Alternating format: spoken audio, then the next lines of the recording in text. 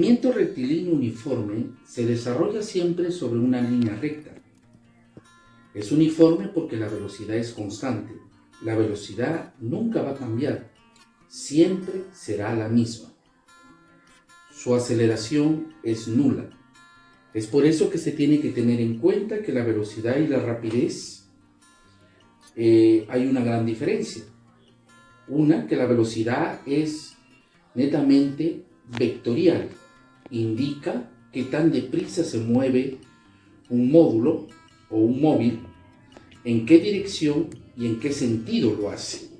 Por ejemplo, 5 metros por segundo hacia el oeste. El oeste sería la dirección y el sentido. La rapidez indica qué tan deprisa se mueve ese objeto o cosa, o móvil, o carro, o auto, y nos dice qué rápido o deprisa se mueve el móvil. Es por eso que en los ejercicios de movimiento rectilíneo uniforme, lo que se ve mayormente es la rapidez en vez de la velocidad, ya que la velocidad es vectorial. Aquí vemos un móvil. Este móvil está sobre una línea recta. Este móvil va a recorrer una línea recta, por lo tanto su velocidad es netamente constante. Nunca va a cambiar. Y se va a mover en un tiempo, por ejemplo, de 4 segundos. Entonces, cuando el móvil está en este punto y va a moverse a una velocidad constante hasta ese punto, digamos este es un punto A y este es el punto B, este lo va a hacer en 4 segundos, ya que su velocidad es constante. Y digamos, por ejemplo, que de esta distancia acá hay 10 metros, ¿ya? Que ya el metro está dentro del sistema internacional. Entonces, cuando el móvil avanza del punto B al punto C, cuando va avanzando, lo que va a suceder con el tiempo es que va a suceder 4 segundos más. Entonces, y así sucesivamente, 4 segundos más, C al D, E y F, etc. Entonces aquí estamos hablando de otra distancia, la distancia 2, esta es una distancia 1. Entonces, cada 4 segundos, este móvil va a recorrer 10 metros. Y así va aumentando, 10 metros, 10 metros, 10 metros. Y por lo que observamos es que la velocidad no se toma en cuenta, solamente lo que va a variar aquí son las distancias de acuerdo al tiempo y de acuerdo al espacio recorrido por el móvil. Tenemos en cuenta también en las fórmulas este triángulo, la distancia, la velocidad, que en sí es la rapidez, y el tiempo. Entonces, de este triángulo físico, de este triángulo de movimiento rectilíneo uniforme, vamos a sacar que la distancia es igual a la velocidad por el tiempo. Despejando la velocidad y la distancia, pues la velocidad o la rapidez del móvil es igual a la distancia sobre el tiempo. Y si queremos saber el tiempo es igual a la distancia sobre la velocidad. Entonces, de este triángulo del movimiento rectilíneo uniforme sacamos 3 fórmulas, las que están observando aquí. Movimiento rectilíneo uniforme variado ocurre sobre una línea recta con aceleración constante. Tener en cuenta estas características. La aceleración nunca cambia, lo que sí cambia es la velocidad. Ojo ahí, la velocidad cambia. Es por eso que la velocidad o rapidez es diferente que la aceleración. También hay que tener en cuenta que la aceleración nos indica la variación de la velocidad por unidad de tiempo. Repito, señoritas, la aceleración nos indica la variación de la velocidad por unidad de tiempo.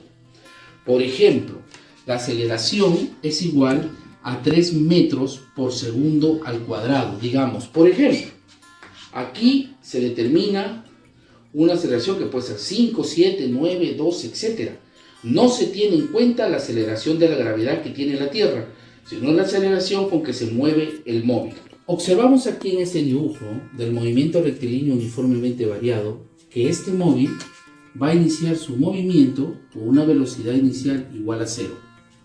Entonces, cuando este móvil pasa de esta distancia a esta, la distancia 1, su velocidad va a variar, ya que su aceleración es 3 metros por segundo sobre un segundo. Es decir, pasado un segundo ha avanzado 3 metros por segundo.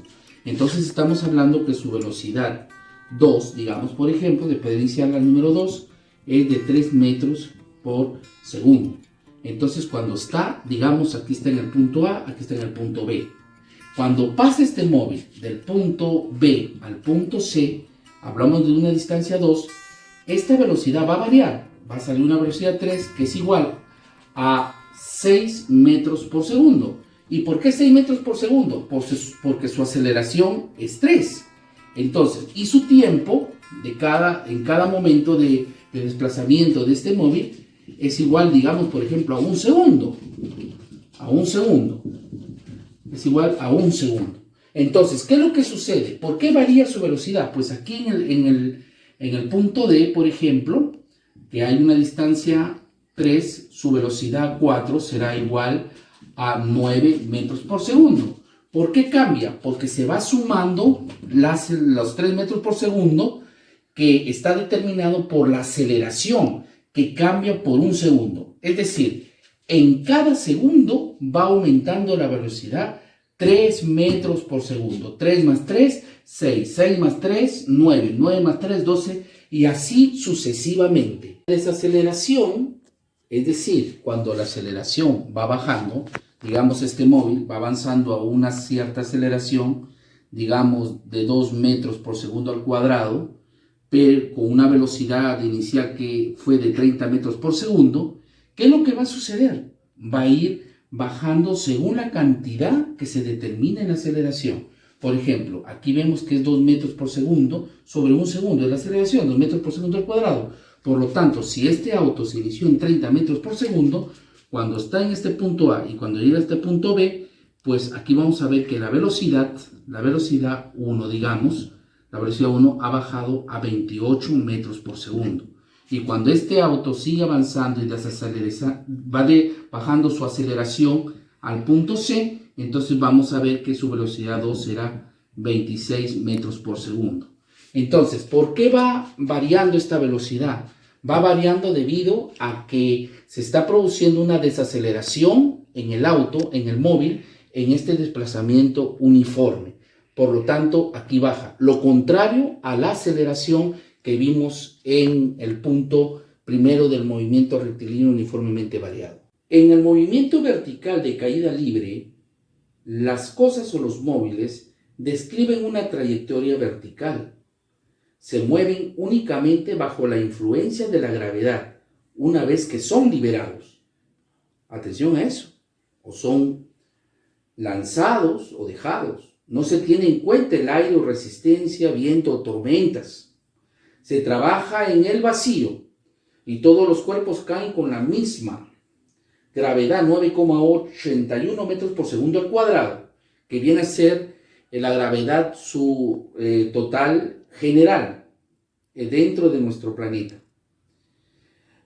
A diferencia de la gravedad de la Luna, que es 1,62 metros por segundo al cuadrado, y la gravedad del Sol, que es de 273 metros por segundo al cuadrado.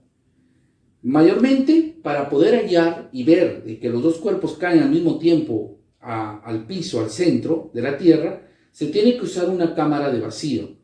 Y de esa manera podemos determinar que la gravedad es de 9,81 metros por segundo al cuadrado.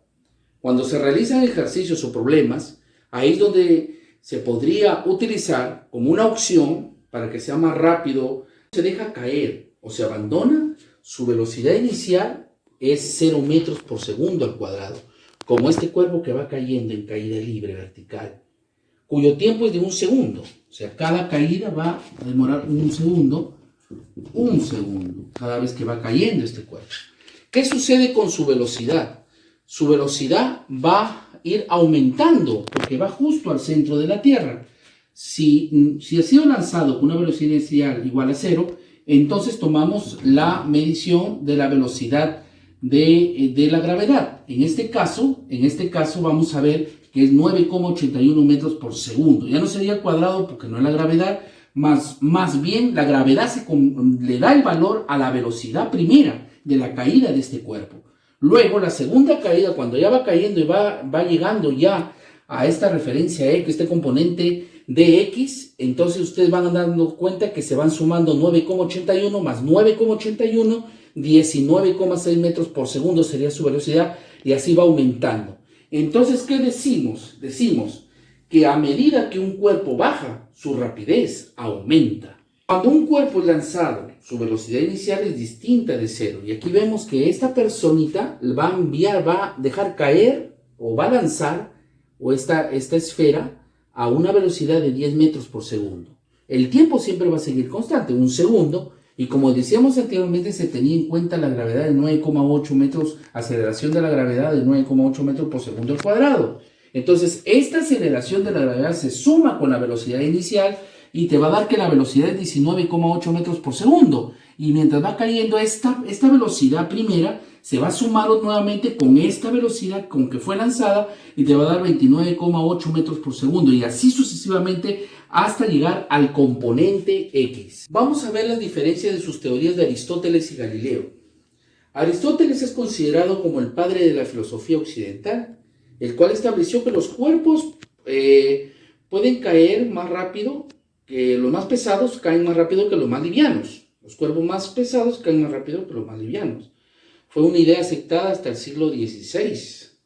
Pero ¿qué sucedió? Galileo Galilei refutó a Aristóteles y dijo que sin la resistencia del aire todos los cuerpos caen en la misma dirección. Hasta él utilizó planos inclinados para diluir la gravedad y alargar los tiempos. Esta teoría de Galileo, como ustedes pueden observar ahí en los dibujos, se demostró cuando el hombre llegó a la luna y cuando hicieron ciertos experimentos en el vacío, en el año 1971. El bote y el río. Vamos a nosotros imaginar, aunque sucede en la realidad, que este bote tiene que cruzar de este lado que se encuentra, de este espacio, al otro lado, pero tiene que cruzar el río.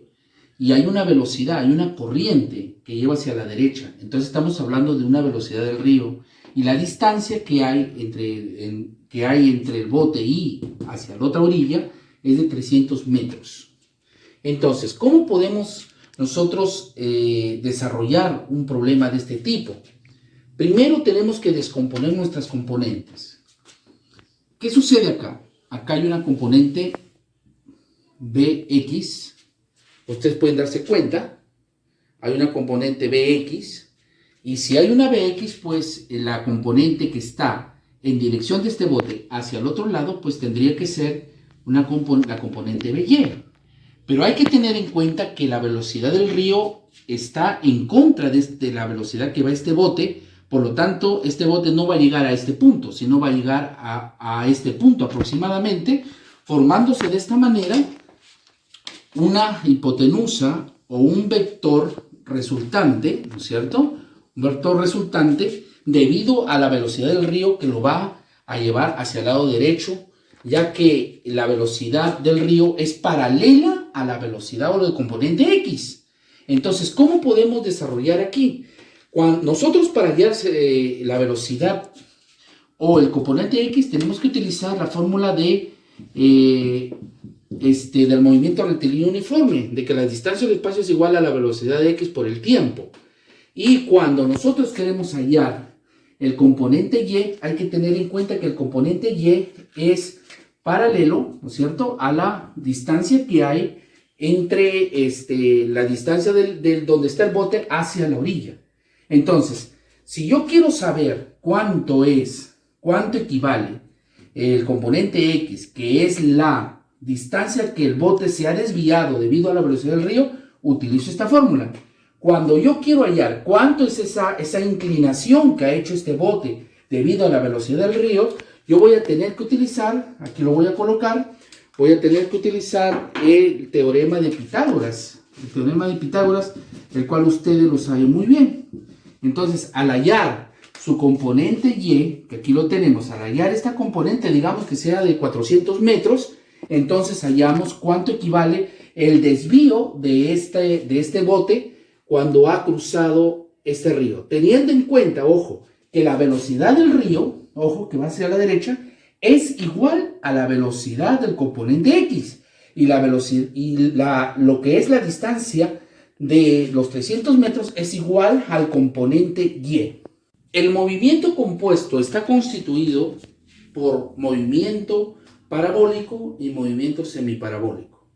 La trayectoria que describe los proyectiles es una curva llamada parábola. Pueden observar aquí la parábola completa. Si es la mitad sería la semiparábola. ¿Ya? Bien. Es de caída libre, pues los proyectiles se mueven únicamente bajo la influencia de la gravedad, una vez que son liberados. Hay que tener en cuenta que la aceleración de la gravedad es 9,81 por metros por segundo al cuadrado.